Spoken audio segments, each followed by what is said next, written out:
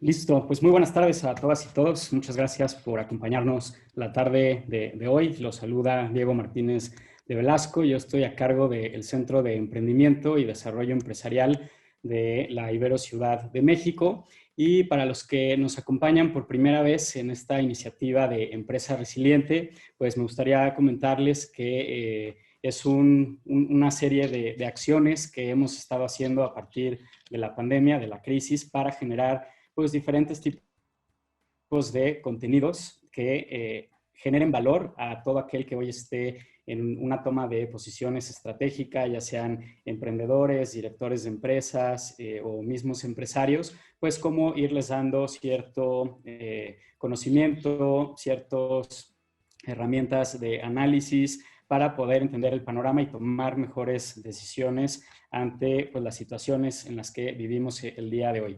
Y el masterclass que tenemos hoy es innovación en tiempos de crisis, un tema que en lo personal me apasiona mucho, adicional a dirigir el Centro de Emprendimiento, que soy consultor en temas de innovación empresarial, y nos acompaña hoy Silvia Hernández. Gracias, Silvia, por acompañarnos. Me gustaría presentarte. Silvia es licenciada en Administración de Empresas y maestra en Diseño Estratégico e Innovación, reciente certificación en Digital Strategy y Business Transformation por Columbia Business School, más de 25 años de trayectoria profesional desarrollada en las áreas de mercadotecnia, estrategia corporativa, innovación y comunicación. Con amplia experiencia multicultural y habiendo ocupado incluso posiciones globales, se ha destacado por siempre mantener un claro enfoque estratégico en la creación de valor del negocio y sus marcas en el corto, mediano y largo plazo, en empresas multinacionales como Gruma, MetLife y Chrysler. Por último, ha sido reconocida como una de las mujeres más destacadas de México dentro del mundo de los negocios, primordialmente en áreas estratégicas tales como mercadotecnia, estrategia corporativa, comunicación, planeación e innovación estratégica. Y pues ya llevamos un rato también colaborando, Silvia y yo, en algunos proyectos. Entonces, pues bienvenida, es un gusto que estés acompañándonos hoy aquí en esta masterclass de innovación en tiempos de crisis. Hombre, muchas gracias. Al contrario, Diego, muchas gracias. Primero los saludo a todos los que hicieron favor de conectarse para escucharnos esta tarde. Bueno, pues quiero felicitarte, Diego, a ti, por supuesto a todo tu equipo del CEDE y también a Ibero Consultores Estratégicos por esta extraordinaria iniciativa que sin lugar a duda suma a los grandes retos, puede ser una gran contribución para ayudar a las pequeñas y medianas empresas e incluso a profesionales de grandes corporativos a transitar por estos contextos tan complicados que enfrentamos. Muchas gracias. Efectivamente, con Diego he tenido la oportunidad de compartir otros proyectos y colaborar también en compartir otros foros. Y bueno, pues muy agradecida en poder otra vez compartir contigo. Excelente, pues bienvenida. Y una pausa antes de comenzar. Recordarles todos aquellos que quieran revisar los contenidos que hemos generado en Ibero Empresa Resiliente, lo pueden encontrar en YouTube. Bajo el nombre Ibero Empresa Resiliente. Ahí pueden ver todas las masterclasses anteriores, algunos consejos, o seguirnos también en redes al Centro de Emprendimiento como @IberoCede o a Ibero Consultores Estratégicos como @Ibero-CE. Entonces, pues bien, sin más, vamos a iniciar con el tema de hoy, que es de suma importancia. Ya llevamos muchos años hablando de la innovación, de los constantes cambios, las tecnologías, cómo es que nos tenemos que reinventar para poder seguir siendo competitivos en este mercado. Y se hablaba ya de los retos que tenían los negocios, inclusive antes de esta crisis de COVID. ¿Qué nos puedes platicar de estos retos, Silvia? Pues mira, me parece que es un punto importante este que estás mencionando, porque pareciera, y yo creo que por todo lo que estamos escuchando, la información y lo que compartimos y lo que se está viviendo en este momento, pareciera que los retos de las empresas empezaron hoy, ¿no? Y no, la verdad creo que es importante que podamos concientizar de dónde veníamos. Los retos antes de la pandemia se fueron potenciados por esta crisis, ¿no? Si le quieres pasar, por favor, Diego. Bueno, ¿por qué? ¿De dónde veníamos? De una transformación del contexto sumamente acelerada, que fue resultado de tres pilares fundamentales, en mi opinión. Uno es el tema de la globalización, ¿verdad? Esta globalización que nos hizo tener una conectividad mucho más fuerte y con implicaciones también positivas o negativas por esta vinculación a nivel mundial. La tecnología, que fue un detonador importante, la revolución digital, cómo se empezó a generar esta dinámica de cambio potencial que ha afectado nuestros comportamientos, cómo nos conectamos, cómo hablamos, cómo consumimos, etcétera. Y el tercer pilar, por supuesto, la multigeneracionalidad. La multigeneracionalidad hoy, pues es un reto, convivimos más generaciones que nunca. Hoy estamos conviviendo en una empresa, por ejemplo, puedes tener al baby boomer, ¿no? Dentro de los consejos, en las posiciones de alto nivel, a la generación Z, están los millennials, ya despuntando también en posiciones importantes, y a la generación Z que está empezando a entrar. Bueno, esto implica un reto tanto en la parte de integración empresarial, pero también a quién le queremos hablar y cómo le vamos a hablar a tantas generaciones. Son microgeneraciones. Entonces, ya las empresas estaban enfrentando este reto, si pasas a la siguiente, y estos tres pilares tuvieron implicaciones importantes que no surgen a raíz de la pandemia. Uno, un consumidor empoderado. Somos consumidores empoderados, somos prosumidores que queremos que las propuestas de valor sean personalizadas, que sean relevantes y que sean exactamente lo que nosotros necesitamos en tiempo y forma. Es increíble, pero las empresas con más tecnología y plataformas para conectar con sus clientes están siendo más retadas desde antes para poder satisfacer y generar estas experiencias y estas altas expectativas que tenemos, ¿no? Aunque tienen más información de los clientes que en el pasado. Cuando yo empecé mi carrera, pues yo decía, bueno, si tuviese toda esta información de mis clientes, seguramente yo haría unos productazos. Pues hoy se tiene toda esa información y más, y sin embargo, lo que nosotros hemos evolucionado como consumidor, y bueno, es mucho más difícil generar estas experiencias. El sector empresarial también tuvo implicaciones de comoditización. Hay mucho más opciones en todos los sectores que podamos pensar. Hay mucho más opciones que nunca en cuestión de productos, de soluciones, de alternativas, etc. Entonces, diferenciarse es mucho más difícil, porque en cuanto tienes una diferenciación, inmediatamente es copiada, y entonces ya tienes que buscar la nueva diferenciación. Entonces, la tendencia al commodity ha generado otra implicación importante, la pérdida del valor de las marcas. Las marcas están sufriendo para hacerse relevantes como fueron por años, ¿no? Tenemos casos de marcas emblemáticas como Coca-Cola, que salió del top 10 de las marcas más valiosas desde hace ya como 5 o 6 años, ¿no? Y modelos de negocio, los grandes modelos de negocio de empresas corporativas con cimientos muy sólidos, que han sido impactados por los nuevos modelos de negocio, apalancados a esta tecnología que mencionaba, que son como los retailers, el sector automotriz, los medios, el hotelero, etcétera, ¿no? Entonces, implicaciones que ya venían fuertes, ¿no? Adelante, por favor, Diego. Y bueno, pues ya era un macro contexto desafiante, donde las empresas tenían, y negocios, pymes o grandes corporativos, tenían que aprender a vivir con contextos macroeconómicos de bajo crecimiento, y hoy sí, ya de decrecimiento, de alta volatilidad. Sabíamos perfectamente ya desde antes que si por esta globalización, que si pasaba el Brexit, afecta a los mercados de valores. Estos mercados de valores pueden estar afectando tipos de cambio, pueden tener implicaciones importantes, y esto no va a parar.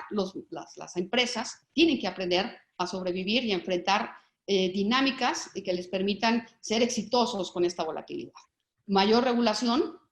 Ya había una exigencia de mayor regulación por los temas de corrupción, ¿no? que enfrenta el mundo, grandes sectores invirtiendo mucho en cómo cumplir con estos temas de regulación, específicamente el financiero, por ejemplo, temas de ética y compliance, etcétera. Pero hoy en día, con la pandemia, pues también nos vienen muchos retos más importantes en regulación. Un contexto político complejo que ya teníamos, están emergiendo líderes disruptivos, populistas, que han generado una separación social importante, y que hacen que también el contexto social sea por demás complejo, ¿no? Adelante, por favor. Y bueno, ¿cómo sobrevivir en este contexto? Ya, esta pregunta ya nos la hacíamos desde hace algunos años. ¿Cómo sobrevivir en este contexto tan complicado? Y si pasas a la siguiente, por favor, Diego, pues no había más que una respuesta que sigue siendo muy válida: la diferenciación constante como detonador clave de la generación de valor. Y es aquí donde la innovación empezó a tener un rol importantísimo. Todos los días oímos hablar de innovación. Y no solo ahora, ¿no? Desde hace algunos años todo es innovación, todos los días surge algo diferente, etcétera. Pero, ¿qué es la innovación? Y yo creo que aquí vale la pena que profundicemos y intentamos y definamos qué es la innovación. Me gustaría conocer tu opinión, Diego, al respecto, ¿no? ¿Cómo la defines? Mira, sin duda, y como mencionas, es una de las palabras que están de moda y sobre todo para los marqueteros, ¿no? Cualquier cosa que sacan nueva es innovación, pero para nosotros la innovación es la generación de valor, ¿no? Que surge de entender las necesidades, los deseos, las problemáticas de pues, un grupo de consumidores y a través de la creatividad, pues salir con soluciones, ya sea en productos, servicios, que atiendan de la mejor manera estas necesidades, ¿no? Pero ahora, estas grandes ideas, estos grandes productos, necesitamos encontrar la manera más factible de producirla, ¿no? Y aquí hay que preguntarse si tenemos las herramientas, la tecnología, la infraestructura para materializar todas estas ideas o todas estas innovaciones, ¿no? Que todavía no definiría como innovación, sino ideas con potencial. Y un tercer elemento, y es cómo encontramos la viabilidad en el modelo de negocio, ¿no? Es decir, que estos productos y estos servicios encajen de manera correcta en el mercado. Y aquí tengo una estrategia de precios adecuada, encontré los mejores canales, tengo una estructura de ingresos y de costos adecuada, tengo muy bien mi cadena de suministro, mis relaciones clave con proveedores, etcétera, ¿no? Entonces, cuando se juntan estos tres pilares de encontrar qué es deseable en el mercado, qué es factible para mí de fabricar y qué es viable como modelo de negocio, creo que aquí podemos encontrar la innovación total, porque al final lo que busca esto es generar valor.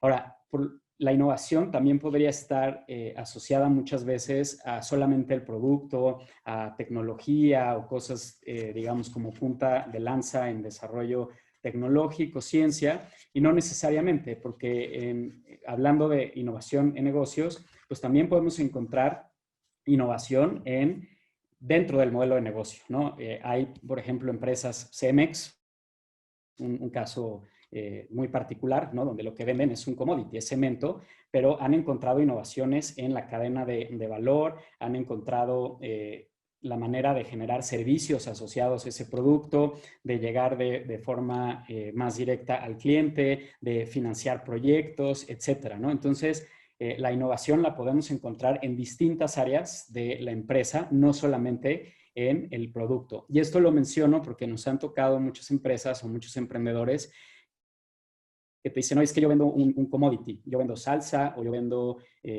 quizá ropa o comida o algo en donde es difícil encontrar la innovación o la diferenciación en el producto per se, pero entonces buscamos maneras de innovar en el modelo de negocio. E inclusive, tú hablabas de que un problema era el commoditization, ¿no? Que hoy todo se ha vuelto un commodity. Entonces, ¿cómo migramos de una economía basada en producto a una economía basada en servicios y después en experiencias, ¿no? Que realmente le sean de valor al cliente? Y creo que ahí hay todavía mucha oportunidad para las empresas mexicanas de transitar hacia la economía de la experiencia y entonces generar otro tipo de valores agregados a productos que a lo mejor tradicionalmente parecieran no tener valor agregado, ¿no? Claro. Claro, me parece interesante lo que mencionas y pues puedo sumar un ejemplo pues, que viví en experiencia de una empresa que es una empresa con presencia multinacional en muchos países y que es de un producto emblemático mexicano, que es la tortilla. Y esa empresa es resultado de la innovación. Entonces, todo el mundo piensa que innovación es tecnología. Y no, realmente Gruma es lo que es al día de hoy por la innovación tanto en su tecnología y en su proceso de producción como en sus productos de valor agregado. Es decir, la tortilla, ustedes todos conocemos los wraps, ¿no? Los wraps, bueno, pues ¿quién inventó eso? Pues Gruma, ¿no? Gruma, justamente, conociendo los nuevos estilos de vida y demás, dices, bueno, ¿cómo puedo utilizar la tortilla, que la tortilla de trigo, por cierto, también es mexicana, porque piensen que nada más la de maíz, ¿no? También es muy nuestra. Y bueno, pues ese es un ejemplo de innovación que se globalizó y en todos los retailers, los principales clientes de food service de Gruma, pues son los Kentucky, los McDonald's y demás, y que tomaron a los wraps como innovación. Entonces, la innovación no es igual, la tecnología ya está en puede estar en el proceso de principio a fin de un modelo de negocio. Si le das a la siguiente, por favor, yo creo que podemos, a mí me gustaría con este slide dejar muy claro que no es innovación, porque como han emergido tantas metodologías, hay una perspectiva errónea al pensar que la innovación es una herramienta, y la innovación no es una herramienta, es claramente lo que mencionabas, Diego, es un generador de valor estratégico al negocio. Así es como se tiene que ver a la innovación, conjuntada ya con el pensamiento estratégico de la compañía. ¿Esto qué implica? Que es la creación de valor diferenciada para los stakeholders o grupos de interés. No nada más la innovación está vinculada a los clientes y consumidores, para todos los stakeholders, para la comunidad, la innovación social, todo lo que tiene que ver con los retos que enfrenta el contexto mundial y local, que veamos mundial y los locales en nuestros diferentes países o mercados, tiene que ver con innovación. Entonces, bueno, esta es mi definición y bueno, pues yo creo que pasamos a la siguiente. Y hablando de contexto, yo creo que no se puede innovar sin entender el contexto, y el contexto que vivimos actualmente pues es totalmente distinto, porque estamos en una crisis y hay que entender cómo funciona esto o cómo nos afecta para entonces poder proponer. Aquí me gustaría preguntarte cómo entender la crisis que vivimos actualmente. Pues bueno, yo creo que para entender la crisis hay que entender el alcance de la crisis y por qué estamos enfrentando esta situación tan compleja. Si le pasas al siguiente slide, por favor, Diego. Pues bueno, todo el mundo hablamos de la pandemia y de una crisis sanitaria, pero realmente es que estamos teniendo una crisis, más otra crisis, más otra crisis. La crisis global que se tuvo en el 2008-2009 fue una crisis económica. Entonces, esta crisis, además de la crisis sanitaria, tenemos una crisis económica que ya venía en un decrecimiento a nivel mundial, sin embargo, se exacerba por la pandemia, pero también estamos enfrentando crisis políticas. Estamos, por ejemplo, el tema del petróleo, ¿no? La crisis petrolera, cuando habíamos pensado que el petróleo iba a estar en números negativos. Crisis sociales importantes, sociales, y que se están exacerbando por los nuevos valores que tenemos como sociedad, todos estos temas de inclusión y demás que antes no eran relevantes o que fueron relevantes en algún momento, porque sí, en algunos hitos de la historia estos temas fueron importantes, pero que ahorita están siendo tomados nuevamente con mucho más fuerza. Y además hay microcrisis, ¿no? Está la crisis climática, por supuesto, pero también hay microcrisis, las que tiene cada país y cada localidad. Entonces, esto es lo que está haciendo una crisis tan profunda y de las más relevantes en los últimos 100 años de la humanidad, que hemos vivido como humanidad, ¿no? Entonces, ¿qué está pasando? Que ahorita tenemos crisis juntas y en todo momento, ¿no? Entonces, esto, si no partimos del entendimiento de la implicación del alcance de la crisis, vamos a pensar que la crisis se resuelve nada más con un cubrebocas, ¿no? Y no es suficiente, ¿no? No quiero decir que el cubrebocas no aplique, por supuesto. Sin embargo, el problema no nada más es un cubrebocas y una vacuna. Hay otras variables alrededor que deben de ser afrontadas por los líderes que están tomando a cargo los retos del mundo, ¿no? Y si pasas a mujer, y además le vamos a agregar otra más, ¿no? De todas estas crisis que mencioné, que pues, fue declarada ya por la Organización Mundial de la Salud, que es la infodemia. Además, todo el exceso de información que se está generando, pero información no real, pues obviamente generan todavía un caos o exacerban el caos que estamos enfrentando y que enfrenta pues el mundo de los negocios. Esto también contribuye, ¿no? a la exacerbación de los retos. Adelante. Sí, adelante, Diego. Estamos hablando dentro de estas crisis, que las crisis no son estáticas, ¿no? No son fotografías y ya, aquí está la crisis, aquí estamos. No, las crisis evolucionan y se mueven, y más en contextos tan dinámicos como el que vivimos. Entonces, esta crisis, ¿cómo empezó? Una reacción del sector de negocios, ¿no? En términos de innovación y de hacer las cosas de manera diferente. ¿A qué me refiero? Pues el trabajo desde casa, vamos a ver cómo cambio mi logística, cómo incentivo el e-commerce o cómo pongo canales de distribución diferentes. En fin, esta primera reacción, indudablemente, ya la pasamos, ¿no? En este momento nos encontramos en la recesión. Estamos en la recesión porque la solución de fondo de esta macrocrisis que estamos viviendo todavía no la tenemos y después vendrá la parte de la reinvención. Sin embargo, independientemente de que en este momento se tienen que tomar acciones para ver cómo de mejor manera las pequeñas y medianas empresas y los grandes corporativos enfrentan la recesión, en este momento también ya deberían de estar empezando a ver cuál va a ser la reinvención. Porque algo sí estamos ciertos, que después de la crisis la realidad es otra, ¿no? Pasa, por favor. Y de aquí hemos hablado del cansancio del tema del nuevo normal. Y aquí yo quiero destacar algunos puntos que son fundamentales. El nuevo normal no son las acciones que estamos viendo tan de corto plazo. Es decir, que si tengo que cargar con el cubrebocas, que si tengo que cargar con el gel, ese no es el nuevo normal. No quiero decir que no implique que es un cambio en los hábitos que tenemos de corto plazo, pero va a haber un nuevo normal que va después de la recesión.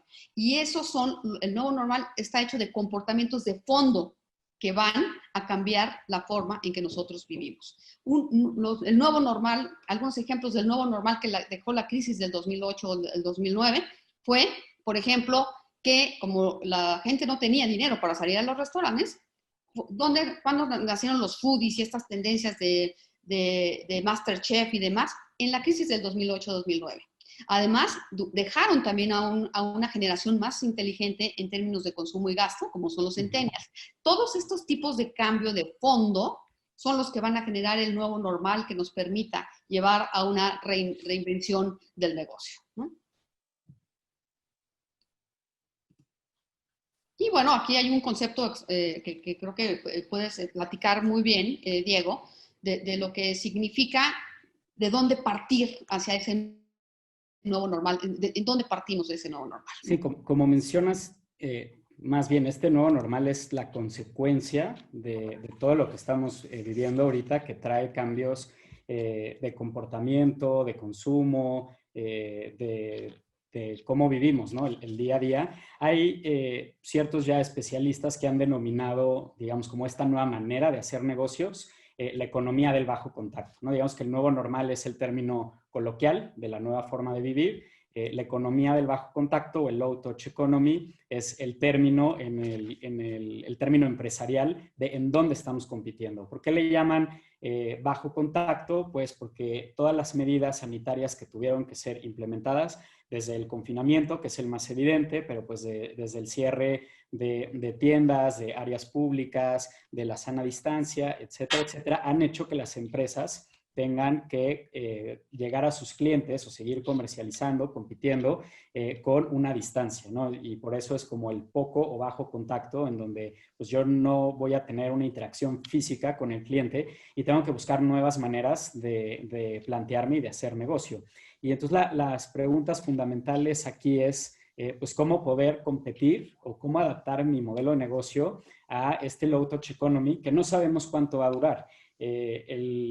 Por ejemplo, el Imperial College de Londres estima que pues esto pueda durar 12 o 18 meses más.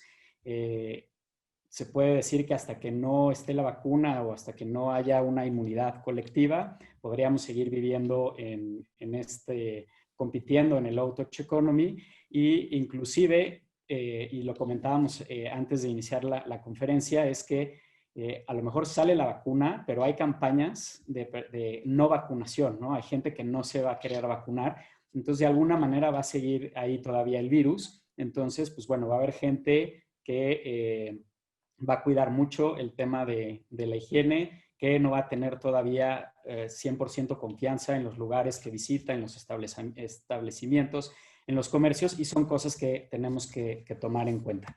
Entonces, el low touch economy podría llegar para quedarse un muy buen rato, no solamente lo que establecen ahí de 12 o 18 meses. Entonces, pues tenemos que empezar a adaptar los modelos de negocio ante esto. Hemos visto ya algunas empresas que se han logrado adaptar, sobre todo las que ya tenían, digamos, temas digitales. Pues, por ejemplo, el food delivery ha sido de lo más evidente, o los que han podido comercializar en línea, pero realmente no todos estaban preparados para una dinámica económica como la que estamos viviendo. Tú, Silvia, ¿qué has observado? O sea, realmente están innovando en el sector empresarial ante esta crisis, están logrando adaptar a estas nuevas formas de hacer negocio. Pues mira, Diego, me impresiona a mí que hay webinars, foros, ahora sí que información suficiente para entender la necesidad de la innovación, y sin embargo la respuesta no va a ser muy favorable. Si le pasas a la siguiente, por favor. A pesar de que todos estamos hablando de innovación, hay muy pocas empresas, de acuerdo a un estudio de Rainmaking que acaba de hacer con más de 300 ejecutivos de más de 30 corporativos en diferentes países. Muy pocas empresas de verdad están dando la prioridad a la innovación, y chéquense estos datos, ¿no? Menos de la mitad, 48%, tiene una estrategia de innovación claramente definida. Ante la crisis, 28% bajó o de plano incluso canceló su inversión en innovación. Y solo 28% ha definido metas y objetivos claros para sus proyectos de innovación. Creo que esto es preocupante, porque se está viendo a la innovación no como un tema prioritario para la reinvención, no como un tema prioritario para poder sobrevivir. Entonces, dentro de este recorte y de esta, obviamente, presión que trae el contexto, la innovación está quedando fuera del radar empresarial. Y esto pues es un gran error, porque si le pasas a la siguiente, por favor, la innovación realmente detona la recuperación. Fíjense, tengo esta gráfica que me gusta mucho presentarla, porque habla de la crisis del 2008-2009 y cómo las empresas que no solamente no frenaron la innovación, sino que incentivaron la innovación, tuvieron un mejor desempeño durante la crisis de 10% sobre quienes no lo hicieron. Y no solo eso, la recuperación, en el transcurso de la recuperación, tuvieron un 30% de mejor desempeño que aquellas que frenaron la innovación. Y aquí, pues yo les puedo dar un ejemplo muy claro, que para todos es muy tangible, que es el ejemplo de Sony. Sony fue de las que tenía muchos proyectos en ese momento, decidió frenar la innovación. Samsung dijo, oye, esta crisis, yo ya estaban metiéndose al tema de telefonía, dijo, oye, esta crisis requiere forzosamente un smartphone inteligente, pero que sea accesible a muchos más que no pueden llegar al iPhone. ¿Y dónde está Samsung? Samsung es uno de los líderes mundiales en telefonía a raíz de este riesgo que corrió, pero que apostó por algo que podría generarle una perspectiva futura sólida, alineado a una nueva normalidad que se veía en ese momento, ¿no? Entonces, la innovación detona la recuperación. Es un error, en realidad, frenar la innovación cuando más necesitas de la innovación. Adelante, por favor. Y bueno, ahora lo que nos gustaría compartir con todos ustedes, creo que analizamos el panorama, la importancia de la innovación, el tema de la crisis, y entonces ahora sí dar, digamos, como marcos, herramientas un poco más pragmáticas, decir, bueno, yo como emprendedor, como pyme, ¿qué preguntas y qué tipo de acciones podría estar tomando ante esta crisis? Adaptación a la economía de bajo contacto. ¿Cómo adaptar mi modelo a este low touch economy que ya mencionábamos? Entonces, a corto plazo, la pregunta que se deben plantear, ¿cómo adapto mi modelo de negocio? Y aquí hay que analizar las siguientes situaciones. ¿Qué fue lo más común que sufrieron las empresas? Uno, se rompió la relación con los clientes. Es decir, de un día para otro, los canales por los cuales yo estaba acostumbrado a entregar mi producto o mi comunicación tuvieron que cerrarse. Entonces, aquí es de qué otra manera o de qué otros canales puedo encontrar para llegar a mi cliente. Aquí me encanta un caso porque me tocó vivirlo. Estábamos buscando una opción de lentes, renovar anteojos, y encontramos, por ejemplo, esta startup mexicana, Ben & Frank, que, pues bueno, sacó una serie de innovaciones ahí interesantes en el tema de los canales. Uno, para crear awareness en redes sociales, creó filtros con los diferentes modelos de anteojos que tenían. Si a ti te gustaba alguno, tú podías mandar, digamos, como un anticipo, te mandaban 4 modelos distintos a tu casa, tú te probabas alguno y entonces ya te lo mandaban a hacer, ¿no? Digo, es algo que quizás suena muy sencillo, pero es una manera en decir, bueno, si me cerraron las tiendas, entonces, ¿cómo puedo buscar alternativas, canales? ¿Cómo puedo innovar para seguirle generando valor al cliente? Entonces, empresas relativamente pequeñas o que son más ágiles o que ya estaban acostumbrados o ya tenían implementadas pues, tecnologías sociales o ya estaban digitalizadas, pudieron encontrar esa manera de llegarle a los clientes de distinta manera. Ahora, puede haber otra situación donde decir, pues se cayó la demanda de forma instantánea. Y entonces aquí hay que preguntarse, pues bueno, la necesidad que tienen mis clientes sigue siendo relevante o no. O sea, todavía necesita ser satisfecha. ¿Cómo le puedo hacer? Aquí hay un caso que me pareció también fenomenal de un hotel en Ámsterdam que dijo, a ver, ¿cuál es la necesidad de un viajero, de un turista que llega a nuestro hotel? Y entonces, pues bueno, es el escaparse de la vida diaria, la relajación, salirse de lo cotidiano, tomarse un respiro. Y entonces hicieron una investigación rápida y dijeron, a ver, las personas, a pesar del confinamiento, ¿siguen teniendo esta necesidad? Ah, pues resulta que sí, porque siguen trabajando mucho y entonces también necesitan darse este break. Bueno, lo que hicieron fue hacer servicios de concierge a domicilio, donde te enviaban a tu casa un paquete con toda una serie un kit, con toda una serie de cosas, desde alimentos, te llevan el desayuno, el lunch, la cena, tenías shows en vivo en streaming de unas plataformas, de unas estilo iPads que te llevaban, aromatizantes, las pantuflas, la bata, etcétera, ¿no? Entonces era como una manera de vender relajación en tu casa. Ahora, evidentemente esto no va a ser una estrategia a largo plazo, ¿no? Pero es una acción inmediata de decir, ¿cómo puedo seguir relevante para mis clientes y a lo mejor que me mantenga a flote, ¿no? Con este tipo de iniciativas. Y puede existir también la posibilidad de que lo que yo estoy ofreciendo ya no lo quieren mis clientes, ¿no? Puede ser el caso, por ejemplo, de la industria automotriz, donde pues de repente la gente dijo ahorita pues ni siquiera es necesario comprar un automóvil. Entonces tienes, no se sabe si 3, 4, 6 meses en donde se frena la venta de tu producto, y entonces aquí sí es donde tienes que meter mucha más innovación y mucha más creatividad en decir qué servicios, por ejemplo, yo podría ofrecer a mis clientes, a los que ya tienen un auto de mi marca, o qué otro tipo de experiencias o cosas, mantenimiento podría estar ofreciendo, o aquí a lo mejor sí tendríamos que estar hablando de innovación directa en el producto, o inclusive dirigirnos a otro segmento de clientes para probar diferentes cosas, ¿no? Entonces, son preguntas clave, pero hemos visto empresas que han logrado ir haciendo estas adaptaciones. Entonces, ¿qué puedo hacer en el corto plazo? Y creo que es fundamental entender las necesidades de los clientes y también sus hábitos de consumo, cómo interactúan, etcétera. Y otra pregunta es, ¿cómo puedo hacer para aprovechar mi infraestructura, ¿no? Y quienes hoy tenían a lo mejor alguna fábrica u otro tipo de máquinas, es decir, ¿qué otro uso le puedo dar a la infraestructura que hoy tengo para que no esté parada? Y se han visto empresas que han encontrado otras maneras de aprovechar lo que tienen, ¿no? Creo que hubo una empresa automotriz que se puso a fabricar temas como aparatos médicos o cubrebocas o otro tipo de productos, ¿no? Entonces hay que preguntarse, pues, ¿qué puedo hacer con los recursos que hoy tengo a la mano, ¿no? Hablando de eso, Diego, me llama la atención y se me hace un ejemplo muy simpático de un gimnasio, ¿no? Vemos la crisis tan fuerte que están teniendo los gimnasios, pero este gimnasio tenía muy buen engagement con sus clientes.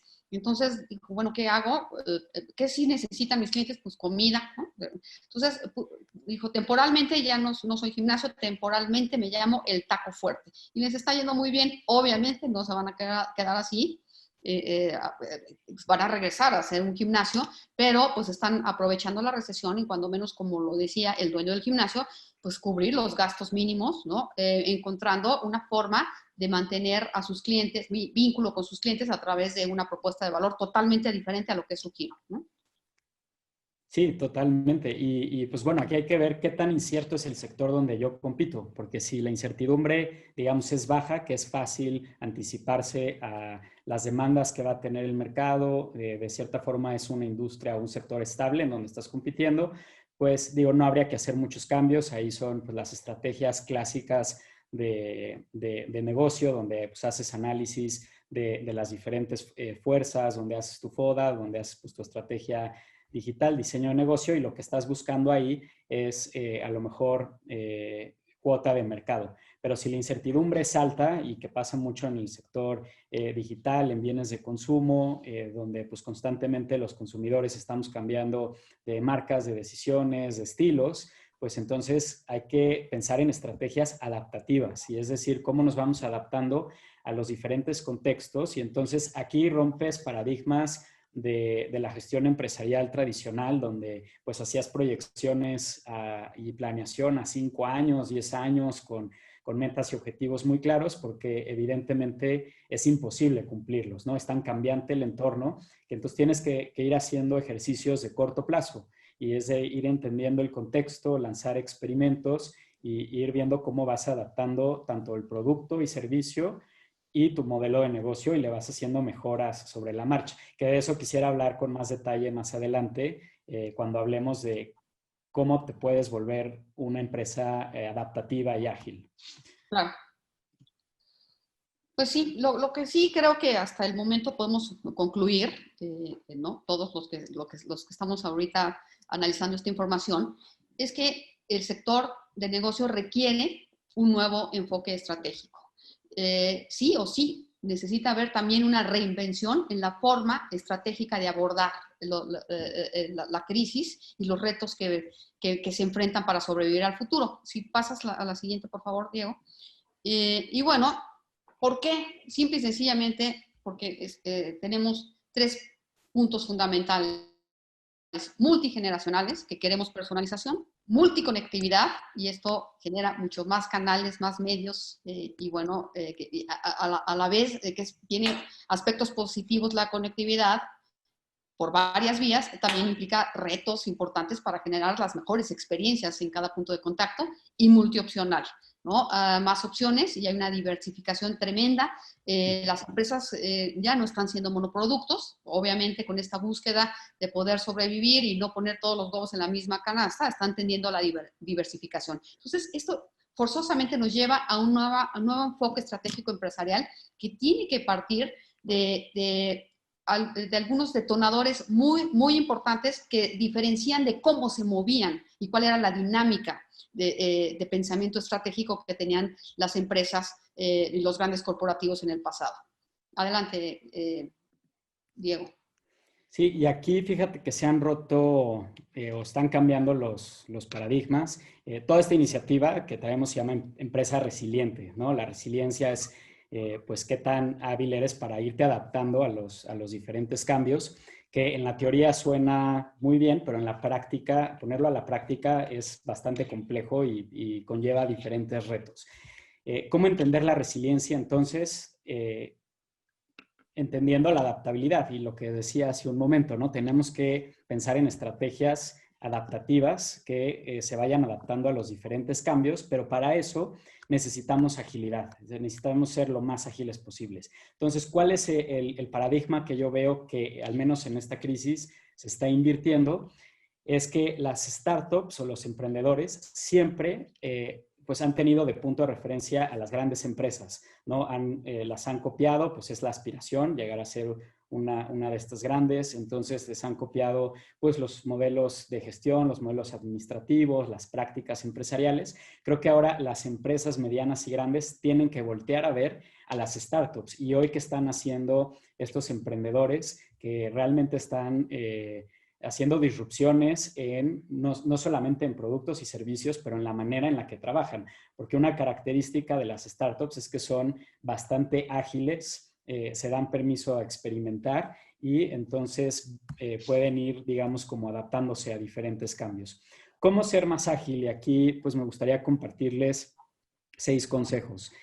Uno es la mentalidad o el mindset de decir, pues no importa si ya somos una empresa con una gran trayectoria o de gran tamaño, cómo hoy me visualizo como emprendedor y decir, pues ni modo, la situación me está exigiendo que volvamos a emprender, ¿no? Así ya tengamos muchos años en el mercado, hoy me tengo que volver a un emprendedor nuevamente y esto quiere decir, pues volver a echarse un ojo a un clavado al mercado, entender las necesidades, volver a idear nuevas soluciones, nuevos productos, pero esto requiere una mentalidad. 2, conocimiento en metodologías ágiles, que tú las mencionabas hace rato, que decías, estas metodologías no son la innovación, son herramientas para innovar.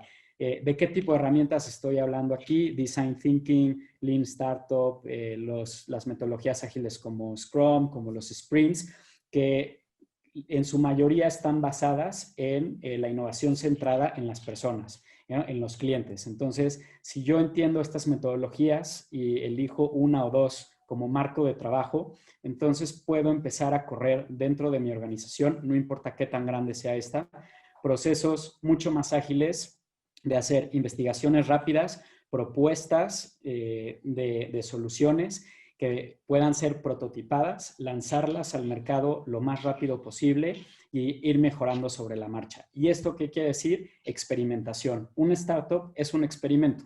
Entonces, esa es la mentalidad que se debe tener y el experimento es prueba y error, ¿no? Entonces, tenemos que generar pruebas, construir el conocimiento y hacer una mejora continua. ¿Qué es, digamos, como lo peor que puede pasar? Que, bueno, la idea que lanzamos al mercado no funcionó. No es pérdida de tiempo siempre y cuando hayas aprendido o generado conocimiento que te permita entonces generar una segunda propuesta que ya sea mucho más atinada. ¿Cuál puede ser otro escenario? De ahí yo creo que lo importante es el partir de un producto mínimo viable, ¿no? Pues esto que estás mencionando, ¿no? Aprendizaje, pero no tirando el dinero a la basura, ¿no? Yo creo que ahorita emprender no es tirar el dinero y creo que esta experimentación y este aprendizaje lo tienes que hacer con el principio de un producto mínimo viable para que puedas tener un menor riesgo y un mayor aprendizaje. Perdón, Diego. Sí, exactamente. Son experimentos controlados y por eso antes puse conocimiento en estas metodologías, porque estos marcos te enseñan cómo hacer experimentos. Y yo creo que digamos, como un segundo panorama es, a lo mejor hoy yo saco productos o servicios que me permiten estar a flote, ¿no? Y mencionabas tú el caso de la taquería, mencionaba yo el caso del hotel. Pensemos, por ejemplo, hoy que está haciendo Cinemex, ¿no? Que están explorando con el tema del autocinema, y no es que el autocinema sea algo nuevo, pero sí es algo nuevo para los consumidores actuales. ¿Qué es eso? Son experimentos, ¿no? Entonces, ¿qué es lo peor que puede pasar? Que no funcione o que te funcione a corto plazo o inclusive que llegues a crear un nuevo producto o servicio que tenga mucho éxito y entonces ya una vez pasando la crisis lo puedas incorporar a tu portafolio de negocio, ¿no? Y pues bueno, para poder hacer todos estos experimentos se necesita también un muy buen networking de gente, de aliados con los que te puedas apoyar. Si yo no conozco estos procesos o estas metodologías, pues bueno, ¿qué agencia de marketing digital me puede apoyar para hacer este tipo de cosas? ¿Con quién me puede ayudar a fabricar tal producto? ¿Con quién me puedo apoyar? Exactamente, las sinergias y las conexiones que se puedan hacer van a ser importantísimas. Y el tema de presupuesto, ¿no? Que tú mencionabas. A lo mejor en la crisis muchas empresas dicen, o sea, no hacemos gastos, esto lo dejamos aquí, digamos, como el guardadito. Pero pues realmente si quieres salir, y lo mostrabas tú en la gráfica de pues cuál fue el impacto de las empresas que sí apostaron por la innovación, pues bueno, asignar un pequeño porcentaje del presupuesto a hacer este tipo de experimentos, que además cada vez son más económicos. Gracias a las herramientas digitales, pues puedes lanzar anuncios o otro tipo de cosas prácticamente a coste cero, ¿no? A través de Internet. Y una constante comunicación con los diferentes stakeholders, porque lo que quieres es feedback y lo que quieres es retroalimentación de todos para tú poder seguir mejorando ese producto, ese servicio e ir viendo por dónde estratégicamente ir navegando, ¿no? Entonces, son 6 puntos que nos pueden permitir hoy ser mucho más ágiles e ir encontrando nuevas alternativas. Ahora bien, estamos hablando todo esto de cómo empezar a tener este pensamiento innovador dentro de la recesión, pero acuérdense que estamos hablando de 3 etapas y está la etapa de la reinvención de fondo, cómo empezarla, ¿no? Y para ello, si le quieres dar a la siguiente, por favor, Diego, para esto sí es importante que entendamos que la reinvención sí se tiene que hacer de fondo, con una dinámica, por supuesto, constante de cambio, porque el contexto se mueve todo el tiempo, pero sí tenemos que hacer una inversión que ya deberíamos de estar viendo, ¿no? Con toda la cantidad de inteligencia de negocio que hoy está disponible, indudablemente podemos hacer una inversión que nos permita entender el macro contexto. Esta inversión parte del macro hasta el micro. Esta inversión es entender el contexto político, económico, ecológico, social, tecnológico y de valores. Al entender este contexto, nosotros vamos a encontrar cuáles son detonadores que nos están afectando hoy, pero este contexto también lo tenemos que ver hacia el futuro, cómo entender las tendencias hacia dónde va el contexto. Si yo entiendo perfectamente el contexto actual y futuro, y de ahí parto al siguiente paso, que es entender cómo está mi negocio, cómo está la categoría en la que participo. Perdón, creo que se movió. Perdón, ahí está. Cómo está el consumidor y los diferentes arquetipos que juegan dentro de mi propuesta de valor, puedo perfectamente tener claridad para identificar los retos de negocio. Si yo identifico ya los retos de negocio que tengo hoy y hacia el futuro, indudablemente eso me va a generar un pensamiento estratégico que permita fusionar justamente lo que mencionaba hace rato, la innovación con la estrategia, y entonces sí ya poder desarrollar mi estrategia corporativa, con qué propósito, cuál va a ser mi razón de ser en ese nuevo contexto o ese escenario futuro que estoy viendo, cuáles deben de ser esas propuestas de valor para estos arquetipos que estoy visualizando, cuál es esta planeación estratégica que me permita no nada más crear la propuesta de valor, sino desarrollar y gestionar esa propuesta de valor y, por supuesto, cómo la voy a comunicar y cómo quiero que me vean. Este es un proceso de pensamiento estructurado y ordenado que yo desarrollé porque estamos cayendo en la época de parálisis por análisis. Información en la mesa, hay tanta información que no sabemos cómo ordenarla. Con un proceso de pensamiento estructurado y ordenado, por supuesto, vamos a poder generar propuestas de valor y modelos de negocio que sean atractivos hacia lo que viene en el futuro y además que permitan a los modelos de negocio actuales sobrevivir y a los emprendedores crear con mucho mayor certeza. Si pasas a la siguiente, por favor. Entonces, el pensamiento debe ser de fondo para una reinvención de fondo, ¿no? Y bueno, ¿cómo detonamos un pensamiento innovador? Y bueno, pues le pasas a la siguiente, por favor. Es muy sencillo. Para innovar hay que anticiparse al futuro. ¿Por qué digo esto que hay que anticiparse al futuro? Porque yo de verdad platico con clientes y demás, y muchos en la innovación están viendo nada más hacia el pasado, ¿no? Es decir, no, es que ya lo que hice, lo que ya hizo mi competencia, todo es hacia atrás, hacia atrás, hacia atrás.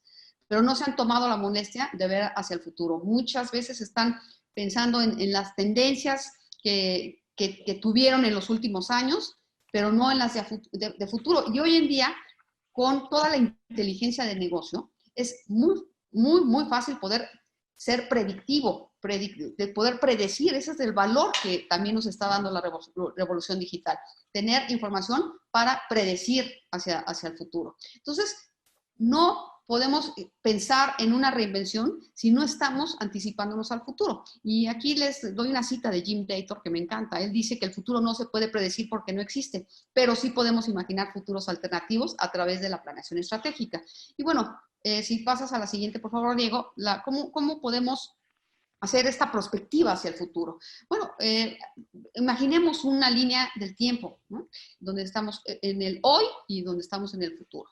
Hoy entendemos el contexto, este contexto que está todos los días en movimiento y que antes el sector empresarial lo revisaba una vez al año, ¿no? En sus talleres de planeación estratégica, y que hoy se tiene que revisar prácticamente todos los días, porque todos los días se mueve ese contexto del político, económico, ecológico, social, tecnológico y de valores. ¿Qué está pasando en ese contexto y qué implicaciones tiene hacia mi negocio o hacia la propuesta de valor que yo quiero poner en la mesa?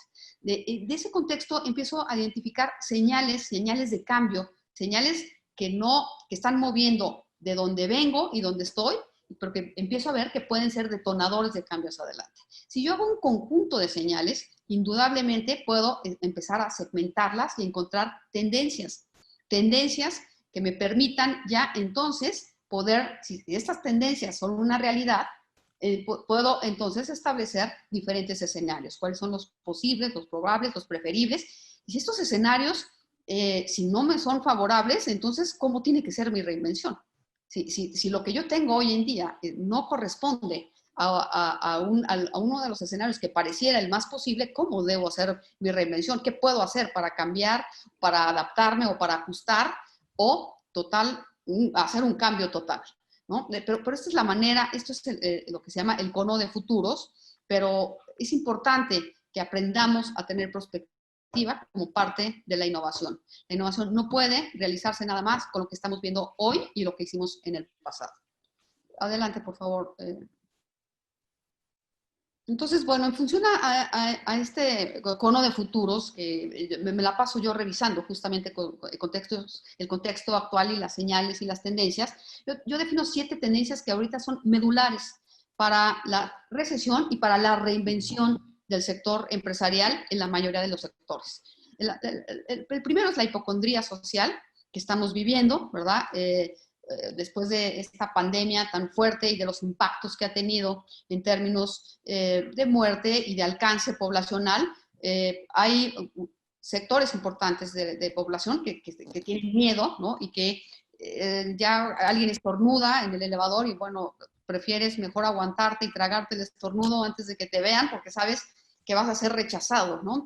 Y eso, obviamente, eso es un impacto emocional que tenemos por parte de esta crisis tan fuerte, del encierro y demás, ¿no? Pero, ¿qué podemos hacer para generar experiencias diferentes que puedan verse positivas y adoptadas positivamente de acuerdo al sector o a la industria en la que estemos participando?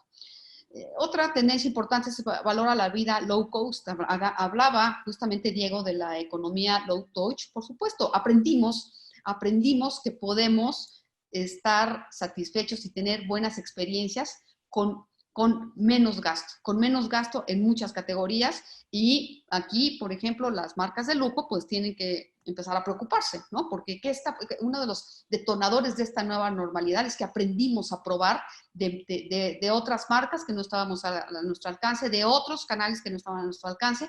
Y un punto importante es que el desembolso aprendimos a reducirlo y aprendimos a estar contentos, a tener propuestas de valor que sí nos dejaran satisfechos y que sí pudiésemos adoptar como parte de nuestros estilos de vida de fondo. Entonces, desde ese punto de vista, ¿cómo afecta a lo que yo vendo? ¿Cómo me reinvento? ¿No? Aquí, insisto, las marcas de lujo tienen retos importantes. La tercera tendencia es la digitalización universal y no vista bajo una perspectiva de negocio, no vista porque a Carlos Slim le conviene que se digitalice el mundo. No. Hoy nos quedó claro que la digitalización nos favorece a todos, al sector empresarial, a los gobiernos, a la salud, a nosotros como personas para estar conectados y demás. Entonces, esta digitalización se va a dar, ya se dio en incremento en los que tenemos acceso, pero se va a ampliar la digitalización por conveniencia de todos los stakeholders que están a cargo de los diferentes retos que enfrenta el mundo en todos sentidos, de educación, social, pobreza, etcétera. Entonces, esperemos una digitalización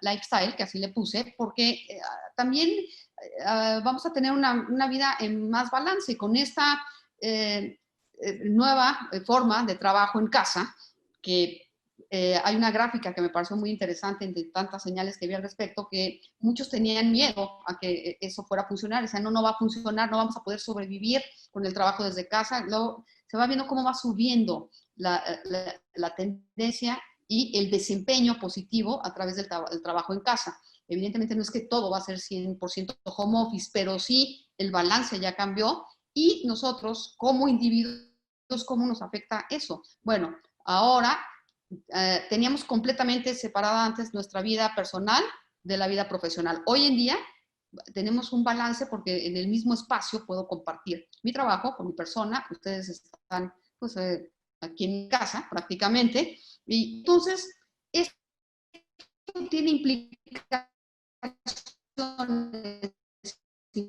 implicaciones en cómo nos comportamos dentro de nuestra integración con las demás, con el contexto. Y consumimos de oficina y vamos a protocolario, o sea, un comportamiento menos protocolario porque hemos intimado más, ¿no? A pesar, casualmente, y parece increíble, a pesar de que hemos tenido mayor distancia física, hemos tenido que intimar más con personas que no sabíamos ni dónde vivían o cómo era su casa, ¿no? Entonces, esta es una tendencia importante también. La otra es la economía de la sustentabilidad. Esta crisis nos ha dejado una conciencia importante de lo que estábamos haciendo con el medio ambiente, en todo este tema ecológico, y esta conciencia pues, nos conllevará a que seamos mucho más cautelosos y las nuevas generaciones van a estar exigiendo esa cautela a las marcas, a los negocios y, bueno, en general a los gobiernos incluso, ¿no? Una visión local, ¿no? Ahorita con este daño tan profundo de la economía, evidentemente queremos que nuestro país, nuestra ciudad, nuestra colonia funcione y esté bien. Entonces vamos a estar privilegiando, después que teníamos la ventana abierta al mundo de este tema de la globalización, y bueno, yo compro una pulserita, pero Amazon, ahorita vamos a tener una etapa importante en lo que vamos a decir, bueno, sí, voy a escoger qué global, qué de la propuesta de valor global sí me es interesante, pero también voy a tratar de ser consciente en qué sí puedo favorecer a mi economía local. Y la última es el neolíder, y no lo veo nada más en términos empresariales, creo que socialmente estoy viendo una necesidad de conformación de nuevos líderes que no generen esta separación que está viendo y esta polarización que está viendo en el mundo, no solamente en México, en el mundo se está generando una polarización importante y creo que vamos a exigir nuevos liderazgos que obviamente vayan en pro de la condición. Y también, por supuesto, dentro de las empresas, estos neolíderes que van a tener esta mayor conciencia social, una mayor conciencia en términos de valores, de sustentabilidad y demás, que por supuesto vendrán con las nuevas generaciones. Esas son 7 tendencias que creo que deben ser importantes para el planteamiento de la reinvención. Y bueno, vamos a cerrar esta presentación hablando de un punto medular. Si bien la innovación no es nada más tecnología, como lo conversábamos Diego y yo hace un momento, la transformación digital no es opción. Creo que uno de los grandes problemas que está enfrentando muchas de las empresas que están desapareciendo es que no vieron estos retos que había antes de la pandemia, en los cuales ya había un llamado a la reinvención y a la digitalización y no lo hicieron y por supuesto están teniendo que desaparecer. Ahora, si pasas a la siguiente, ¿cuál es el alcance que tiene la transformación digital? Aquí hay que también ser muy claros, la transformación digital impacta a todo el negocio, desde el branding hasta las operaciones. No es un tema de marketing nada más, ¿no? La transformación digital no implica nada más las redes sociales o qué va a ser el de marketing para que yo me vea digital. La transformación digital tiene un alcance en 3 pilares fundamentales. Por favor, si le pasas a la siguiente, ¿y cuáles son estos pilares clave? Hay que analizar en los diferentes modelos de negocio, no importa si eres una pyme o si eres un gran corporativo. Transformación de la experiencia del cliente. ¿Qué puedo digitalizar en toda la experiencia del cliente, de principio a fin, en función a sus hábitos y comportamientos? ¿Cómo prefiere él? Tengo que ser omnicanal. Estoy disponible para él en esta nueva vida digital que está enfrentando mi consumidor. Yo estoy disponible para él. Entonces, tiene que haber una transformación de la experiencia del cliente. El segundo pilar importante de la transformación es de los procesos operativos. Si no me transformo digitalmente en los procesos operativos, que yo no voy a poder, por supuesto, lograr, y eso me sacará del mercado. Entonces, la transformación de los procesos operativos representa muchas oportunidades. Es la transformación de los modelos de negocios corporativos, como el sector automotriz, ¿no? O como los hoteles, cuando surgen estos nuevos modelos de negocio, como son Uber, como fue Airbnb, en fin, mi modelo de negocio, ¿verdad? Está teniendo nuevas formas de reinventarse. Entonces, yo tengo que mapear perfectamente estos 3 pilares para saber dónde estoy parado y en qué nivel estoy en términos de mi transformación digital. Si pasas a la siguiente, por favor. Y bueno, ¿cuáles son estas vías para la transformación? ¿No? Hay muchas vías, por supuesto, pero todas se engloban generalmente en estos 4 puntos, ¿no? El primero es el ecosistema digital. Hay que hacer un diagnóstico de nuestro ecosistema digital. ¿Cómo me estoy conectando con mi cliente?